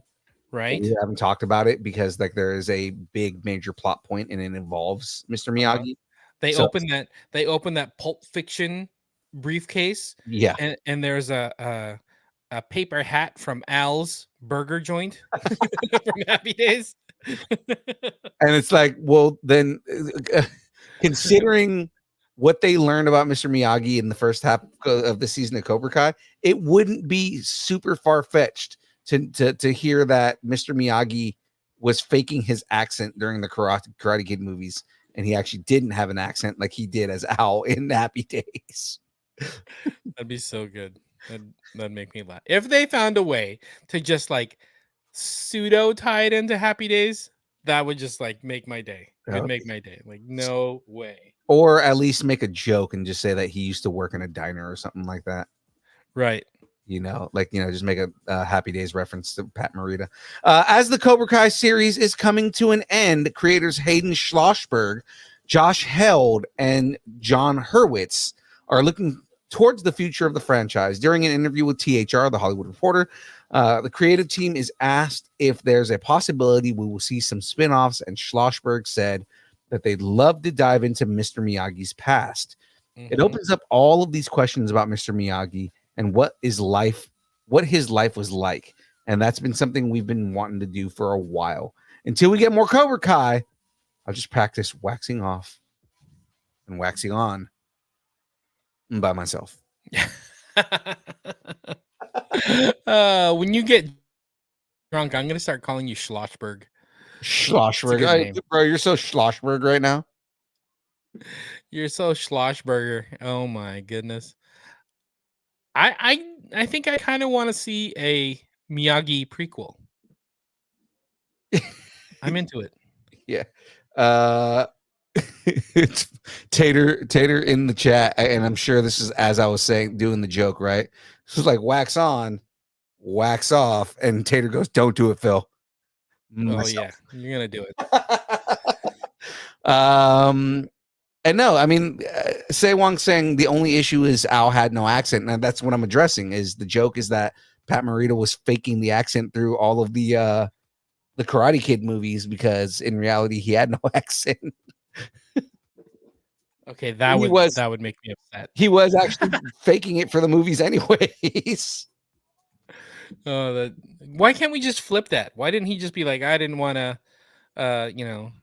an Okinawan Japanese accent. So I did my American accent when I sold hamburgers. Well, you've heard the Richie Cunningham. You've heard the interview that he did when he talked about like getting the role of Mr. Miyagi, right? No. So he went in for the audition, and he was already known. At the time, he was known as a comedian. He was on Happy Days, and they said, well, we need the character is supposed to be an elderly Japanese man, and he makes this joke in the interview. He was like, you think that first generation born American that grew up with Japanese parents can't do a Japanese accent? and he starts doing the accent, and they're like, oh my god, you are exactly the character that we're looking for. And he was like, yeah, I kind of knew already that I could, because I knew I could do the accent. You know, I make fun of my parents. Like, oh my gosh. That I did not know. That is good. Yeah, that is good. It's the same thing with Yuji Okamoto. Like, you listen to him in anything else other than like Cobra Kai and Karate Kid stuff, and he doesn't have an accent at all. Like, Oh, really? I didn't. Yuji Akamoto. Chosen doesn't have an accent? Chosen doesn't have an accent in real life. What the hell? Did you not watch Paper Tigers? I'd blown my mind. Well, sometimes they can fake not having an accent. He has a scene in Paper Tigers where he's playing a waiter, and the guys like he goes and talks to them, and he's like, "Oh, you guys do kung fu? I know a little bit of karate myself, man." So good. Okay. I took my hat off. My hair is gray. No, I just have Targaryen blood in me. Oh God! During a press conference, what? Come on, I'm Targaryen. What? No, I'm saying there's Asian Targaryens out there, right? That's not bad. Okay, you can do that joke. During a press conference discussing the season 2 finale of House of Dragon, showrunner co-creator Ryan Condal shared that there are only 2 seasons left. Are you all caught up? Did you watch the finale? I haven't watched season 2 at all, man. I gotta watch it. What? Let me spoil it for you. I'm just kidding. HBO has revealed that its Game of Thrones spin-off series House of Dragon will come to an end with season 4. So you only got 2 seasons, bro. You better start watching. Yeah, it's good. I was planning on starting to watch it tonight, but I don't know if that's gonna happen. I actually maybe it's because I already know like how it's formatted with Game of Thrones, but I enjoy House of Dragons more than Game of Thrones. I think there's just less characters and less, craziness happening all over, jumping storylines. It feels very more centralized. I just enjoy House of Dragons so much more. But when talking about season 2 finale, where the series is heading towards the Battle of the Gullet, Condal said, "We're trying to give the Gullet, which is arguably the most anticipated, well, I would say maybe the second most anticipated action event of Fire and Blood, trying to give it the time and space that it deserves." Condal also confirmed that season 3 of the series is currently being written and it will start shooting in early 2025. Game of Thrones House of Dragons season 2 is streaming in its entirety now on Max. But if you read between the lines, so season 3 is going to start next year. That means the earliest we get it is 2026. Yeah. I mean, again, I watched season 1. Season 1 was amazing. I loved everything about season 1. So I just got to get into season 2. And it's just because with all the work that we've been doing and all the prep work and everything like that, it's been kind of hard to like sit back and watch a series. Like me and Jackie just started watching Midnight Mass. What's that? Midnight Mass? It's a horror series on Netflix that got a lot of good reviews. Nope. I'm out. I'm out. It's basically what if angels were vampires? Okay, I'm back in. That sounds kind of interesting. Why can't you just be like, it's kind of a sci-fi series? Why don't you say horror? No, it's not even that. It's so because it is a horror series. It's basically it centers on like a whole Catholic like a priest shows up and and it's like there's vampires involved, and the vampire the priest calls the vampire an angel, and I'm not going to spoil the rest of it because there's a lot that goes on in this show. It's very interesting. Vampires and Catholics.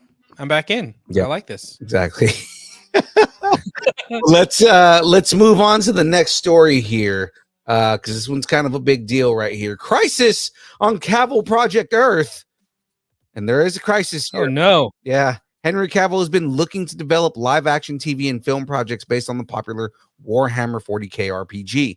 This is something he's been very excited and passionate about, but all of that could be in jeopardy due to the fact that there are no creative guideline agreements in place. During its annual financial report, the studio behind Warhammer Games Workshop said that these projects will not proceed unless they can come to an agreement on creative guidelines with Amazon Studios. While Games Workshop struck a deal with Amazon that grants them the exclusive rights to develop films and TV series that are set in the Warhammer 40K universe, they said that they would work with them for only 12 months to agree on creative guidelines for the films and television series to be developed by Amazon. That began in December of 2023 and will end in December of 2024, and things will only proceed if the creative guidelines are mutually agreed between Games Workshop and Amazon. As of right now, an agreement has not been reached. This is something that they will still not have, that they still have not been able to hammer out. Get it? Hammer out. But tis. This kind of sucks. Like, yeah, it feels like Henry Cavill like put all his eggs in the basket on this Warhammer 40K thing. And now if like just because of some legal paperwork doesn't get settled, the project may get scrapped. That sucks. Yeah, the only thing with this, like particularly with this story, is Games Workshop is very known for having a tight leash on the projects that are developed based on the things that they make. So they're known for being like, oh yeah, no, you can't write this book because it doesn't follow what we want it to do. You know, they've been very, and I mean, it's good and bad. You know, like the good of that is that, you know, everything ends up living in the same universe. You end up getting things that are true to the property itself. You know, when you get like books and things that are comic books that are written for it, video games, because there are video games in Warhammer for Warhammer 40K. But when it comes to creating new projects, they can get stifled really easily because Games Workshop is like, well, no, we don't want to do that. I don't know. It'll just be interesting. I hope this still happens because I want to see some new IP, especially with Henry Cavill. Give me some of that IP. Yeah, absolutely. You know, I would love to see Henry Cavill run this entire series out. So I mean, like it's especially like, you know, him getting screwed over at Amazon with DC. The Witcher and everything like that, and then DC getting screwed over with DC. Like, yeah, his eggs were going in this basket. He's like, I'm gonna develop the most true on-screen to the game Warhammer 40K that I can make. And, you know, Amazon is like, well, you know, they don't want to give up creative control, and Games Workshop doesn't want to give up creative control. So they, you know, because of the paperwork between the studio and the creator, now Henry Cavill can't make the thing that he wants to make. Right. Real quick, going back to The Witcher, he didn't leave The Witcher like forcefully, right? Like he left on his own. He left due to his creative differences because they wanted to move in a direction that was going away from the character. And that's right. And he didn't agree with it because he was like, you know, I don't like that they keep trying to make this something different than what it is, because we fell in love with this character for a reason. And by trying to change the character, you're fundamentally making it not Geralt of Rivia, and he didn't want anything to do with it anymore. As good as the first couple seasons are, you know, it was just kind of like, you know, once Netflix is like, oh, we're making a whole bunch of money, we want to change it and move it to this direction. It's like, well, no, keep doing what you're doing. Don't change it. He said, I'm taking my grunts and growls somewhere else. What's funny is the most emotive grunts and growls in fucking Hollywood, because that dude could give you an entire emotional performance, and all he did was That is true. That is true. I do enjoy The Witcher. All right, let's keep it going. Now that Fantastic Four is in production, the news is about to flame on. Flame on! See what I did there? Some photos from the set of the Marvel's Fantastic Four First Steps. I don't even know when they announced that it's called First Steps. Was that at Comic-Con? That was at Comic-Con. That was like buried because there's so much Comic-Con news. Yeah. First steps have surfaced online, and some of them feature the Baxter Building's Excelsior launch pad. Pretty cool. Production on the film is currently underway in London, and according to a map released at Comic-Con of the alternate reality, the 1960s New York City, the Excelsior launch pad sits adjacent to the Baxter Building, and it's where the team will rocket off in the Fantastic Car when setting off on the adventures together. The Fantastic Four is set up to hit theaters July 25th, 2025. We are less than a year away from Fantastic Four. Yeah, it's right around the corner, man. And the fact that we what they did at Comic-Con is they showed the Fantastic Car, and it's like, holy crap, really doing the Fantastic Car in this. Did you see the footage of it? Yeah, of it flying into the con. Yeah, one of those really light shark balloons, but it was the Fantastic Car. I thought that was with like a funny. propeller. Yeah, I know, right? I thought it was pretty cool. It's just that makes it. Oh, God, it's so Jack Kirby, man, with the Fantastic Car. Yeah, it's just as out of this world, Jack Kirby, as seeing Thanos in his helicopter. Yeah, because if you are a fan of the comics, you know that Thanos had just a regular ass news helicopter that he flew around in. Yeah. But I mean, he was only it was like somebody in a smart car. He had like a smart helicopter, like he could barely fit in it. It was 100% a smart car. Like it was the big 6 foot, wide, massively muscly dude. It's the Rock getting in a smart car. Yeah, it's so good. He'd have no place to put like his Infinity Gauntlet or his big old sword. I don't know. Exactly. I don't know why he had a helicopter.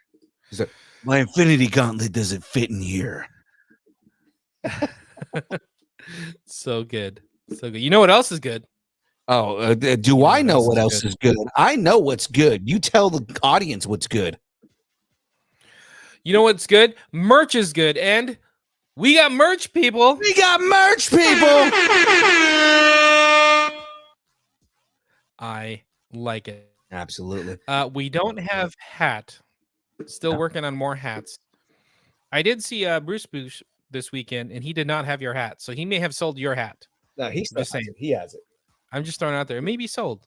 But until we find out, we have shirts, people. We got shirts, people.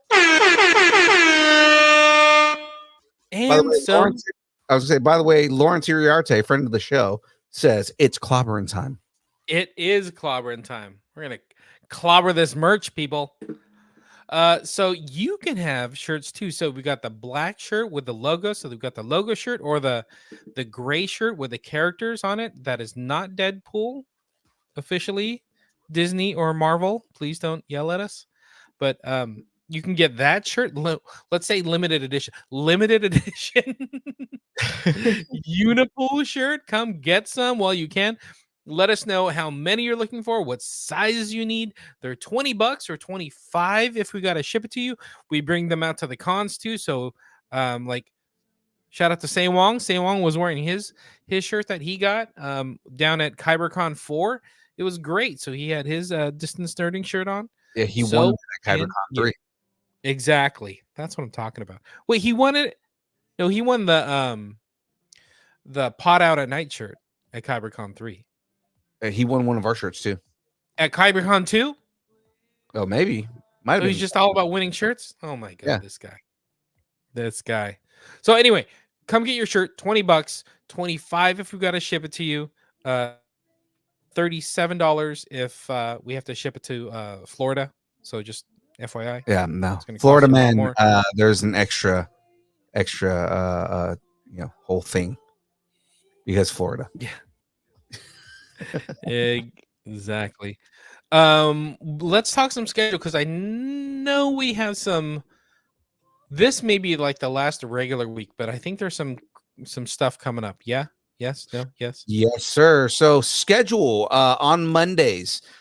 We do game streams. Lately, I've been calling them Hanging with Phil and AMA. So you guys can come in, you can ask me any question that you want. I will answer them because why the hell not?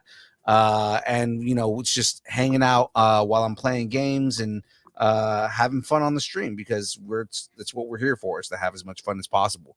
That's on Twitch from 8 to 12 on Tuesdays. Of course, the show that you're watching right now from 6:30 to 8:30. We're just a little bit under right now, so from 6:30 to 8:30 we do the download. We talk news, rumors, reviews. Next week we'll be finally reviewing Deadpool and Wolverine, as Frey will be back on the show next week. Thursdays, The Build from 6 to 8. Now this week our guest is another up-and-coming actor by the name of Ryan Cullen, and we will be talking with him on the show this week, and having fun with that stuff. Now, with that, we talked about this at the top of the show, but yes, guys, Comic Conversation is back, and I have been putting out new episodes of Comic Conversation every morning at 5 in the morning. So far we've been doing 2 a day until we get caught up. Then we'll be going back to 1 episode a week once we're like fully caught up again. I like it. Yeah. And Comic Conversation, I've enjoyed them because I've enjoyed them because I've gone back and like, oh wait, I haven't heard this interview in a long time. So it's fun catching up with like, Brian A. Prince and David Chung and even the Gray Delisle one I forgot how fun it was. Forget how fun Jackie Lastra. And we got to get those announcements up so we can tag them in it. And because I'm sure Gray wants to listen to that and be like, oh my God, I forgot about this, like that kind of stuff. Yeah. Yeah. So super fun. So check them out. They're on the Distance Nerding podcast feed. So Apple, Spotify, jump on, give us a follow and download. There's, I think 12 new episodes. 12? I think 12 new episodes have come out. So they're getting out there and more each day. I like this. Absolutely. And just to give you guys a preview of the episodes we have coming out, let me pop that open real quick. I'm just going to say it, especially for everybody who's listening right now. That way you guys know what to look out for. The episodes that we have coming up. So this morning, let's see what released this morning. So the American Heroes, which was AJ Buckley and Red Brown, came out this morning, as well as Rick Robertson, who I love that interview. That was so much fun. Tomorrow, from Dragon Ball Z. Tomorrow's episodes are going to be Marie Westbrook and Exercising with Demon Slayer, which was an interview with Michelle Marie and Jackie Lastra. The next day is on Thursday. We're gonna Dragon Ball Shenanigans is dropping, which was Rick Robertson, Peter Kalamis, and Elise Bowman. And then Chase Masterson, for all of our Trek fans out there, Chase Masterson. We did an interview with her back at Metal Art Comic Con last year. And then Friday is the beginning of the 2024 season with Sam Quasman, who was Donald Duck. 17 years he played Donald Duck. And so cool. And the interview that I know James is still kicking himself over for not being at Tony Oliver. Yes, exactly. Yeah, I'm super sad about that one, but I'm excited to hear it. Yeah, and I actually I've been in touch with Tony again, and we're going to be getting Tony on the show soon. So I mean, if you're free that day, man, you really want to talk to Tony Oliver, that's your chance. I like it. I'm in. All right. Well, that's all right. That's schedule, guys. So that is all I've got. What you got, James? I have something you want to discuss? tell us what you're nerding out on, and make sure to let us know in the Facebook group, the Distance Nerdington Post. By the way, Distance Nerdington Post, if you go check the tab that says events, we kind of selected the various events that we'll be attending for sure. So go check those out. I think there's 6 more events as of right now, but there may be more coming, but it goes from like now into November ish. Right. So yeah, there's plenty of events we got going on between here and Oregon and Nevada and the Bay Area and SoCal. So there's plenty of stuff going on. Right. We're gonna be doing. We're kind of branching out and doing more shows, guys. So hope to see you guys at all of the events that we're gonna be heading out to. Yeah, and probably now I'm thinking about it. One here in Sacramento. So shout out to Oh yeah. Sacramento. We'll be doing a show here locally. Look at us go. I know, right? Finally doing local shows.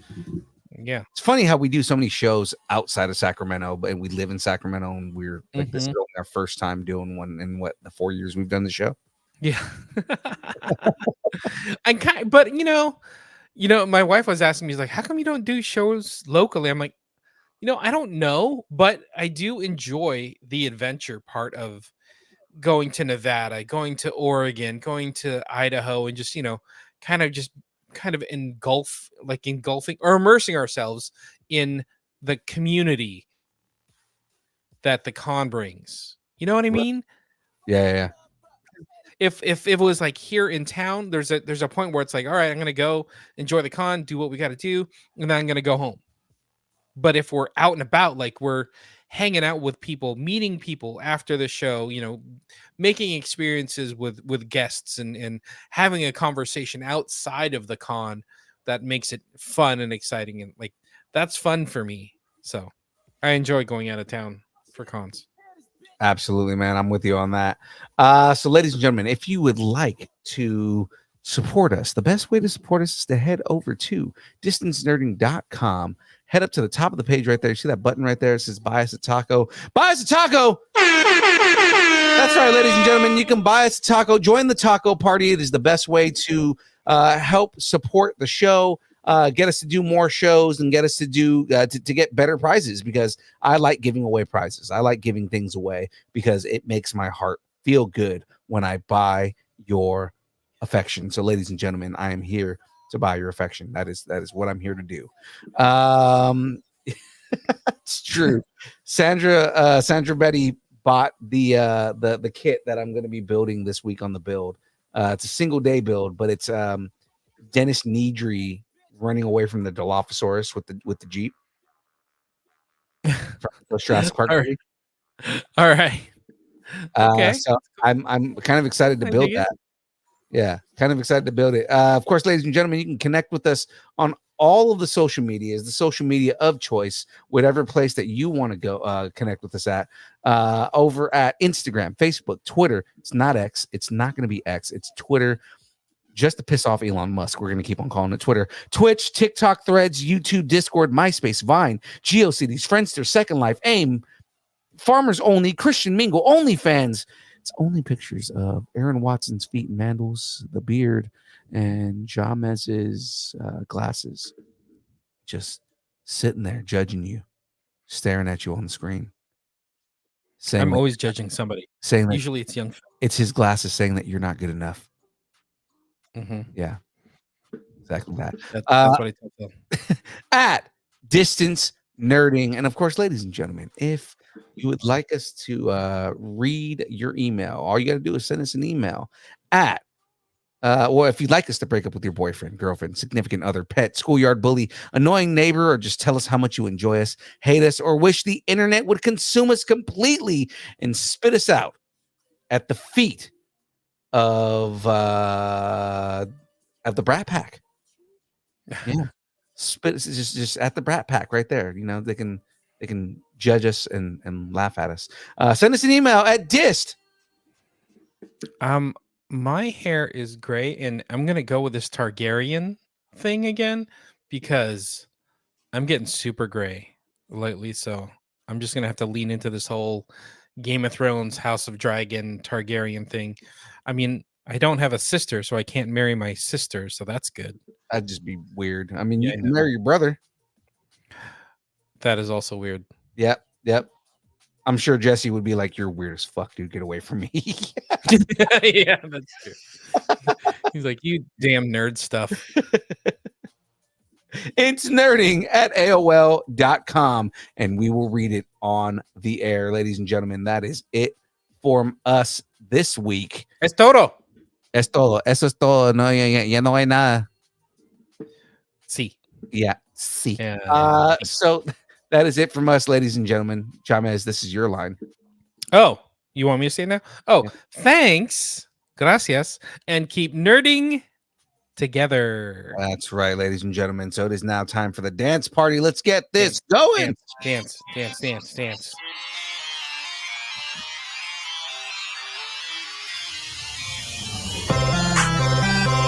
What you got? I got a rock. I have a distance nerding rock that I've shown like 3 times. I've got a 90s You got a toy? Deadpool action figure from the X-Force line. Nerding. What? Did somebody buy that for you? No. Where'd you get that? Last con? Look at that. Look at my rock. Look at your cool collectible. Look at my rock. That's our lives right now. That's the differences in our lives. I have a rock. You have collectibles. Oh, another collectible. That's great. I'm very happy for you. Disposable income. That's awesome. I wish I had disposable income.